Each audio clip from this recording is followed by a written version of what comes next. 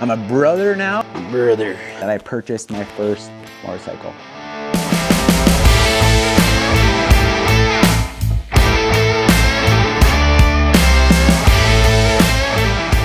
What's up everyone? Welcome back to my YouTube channel. I'm gonna raise this camera up a hair.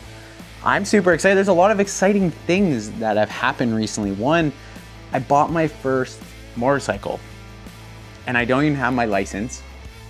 And two, I found it in like a chicken coop. So it's kind of like the finding a barn find. And this is super cool for me and most probably car enthusiasts, is like finding that like diamond in the rough type deal. And this is that. This is that diamond in the rough. As you can see, it's kind of like taken apart, gas tank, the carburetor. There's a lot of things that are going on back there that I have to start working on. But I'm excited to have you guys here on this channel listening to me today about why I purchased my first bike, starting from ground zero on both my license, the bike industry, and building my first bike, and where this plans to go in all these videos. So I'm excited for you guys to be here. Let's get to it. When I got it and when I arrived, it was absolutely disgusting. And you're gonna see that in all these pieces of footage that I've already started shooting in the last, I think it's 2 weeks now, in February, that I just went to town on it. It's time, it's go time. I've tried filming this video a bunch of times and I feel like I've failed a bunch of times because all of this stuff is so new to me. So I have to start at ground one, stage one, level one. I have to do my test now, and then 90 days I get my M2 and I can get insurance. So I'm timing it to the summer months because most of the roads will be disgusting with a lot of loose gravel and stuff like that. Most riders I've spoke to are saying, you know, wait for the roads to be cleared off before you start taking your bike out. You know, more fear as I'm starting to tell people I'm getting my bike license, that I bought a bike, especially on social media. Instantly, people are like, you're gonna die. The road's dangerous. Something's gonna happen. I'm not worried about you. I'm worried about them.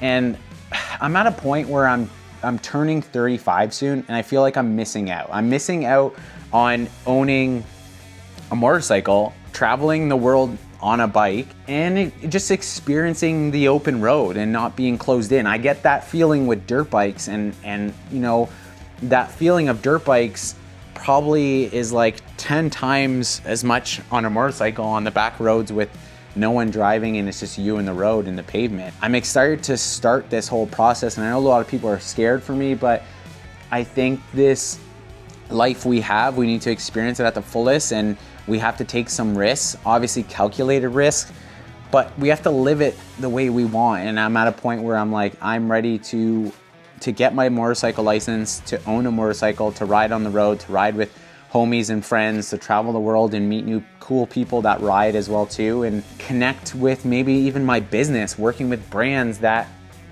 maybe want to work with me because now I have a motorcycle. So I'm excited to see in the next couple months, looking back on where I started with this bike, what it's planned to do, and so on and so forth, that you guys are going to be there with me on this journey. So why did I choose a Harley in the first place? You know, Harley-Davidson is embedded in me. I don't know if it's the branding and marketing from back in the day or the culture and community.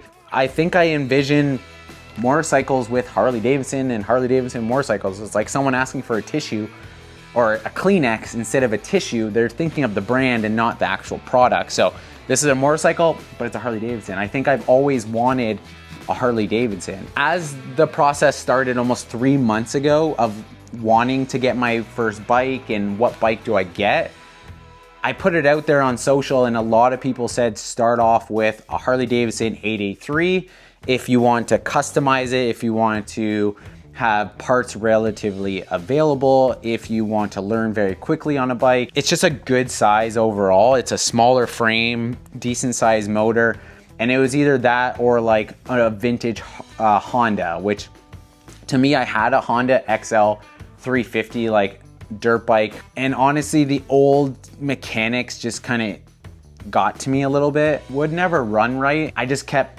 putting it off and not really enjoying it. So I didn't want that to be the case for my first motorcycle. I had a specific budget I wanted to work with for my first bike because I planned to, one, work on it during the winter, and while I get my license, that takes 90 days before I get my M2. You get your M1, 90 days, M2. I had time. I had this time to work on it and get it dialed in and look cool and pass the safety and then be able to ride it during the summer month. A lot of people just said, get a Harley 883. And sure enough, I found this one on Kijiji and Marketplace. He had them listed on both. And it was like 3 times as much of what I was viewing online. And sure enough, I like reached out to him politely saying, hey, you're local in my area for one. I think you're like 10 minutes down the street. And your price is like 3 times as much as any other bike I'm looking at. But the caveat and the kicker was that this bike was white and most of the Harleys I was looking at were black. So that was a big plus side, because I think to me, like, this is super, when you see it in the videos, I had it built together. The white just looks perfect. It's beautiful. The pearl is spectacular. And the vision of what I want it to look like is going to be amazing. It's like a hybrid between a bobber and like a dirt or a sand like racer. It's got that hybrid mix. The owner said, you know what, my price is high. Why don't you come and see it and see if you like it, and then we can kind of negotiate. And sure enough, you know, he's dealing with a buyer and seller who likes this experience of communicating with sellers to get something at a reasonable price and something that maybe needs work. So I arrived at his place. It was in like a chicken coop, a small garage, and the bike was filthy. Like, imagine being in a chicken coop and the dust and debris and the bike. So I went over it, and, you know, as someone who knows from the car space, look at the most basic things first.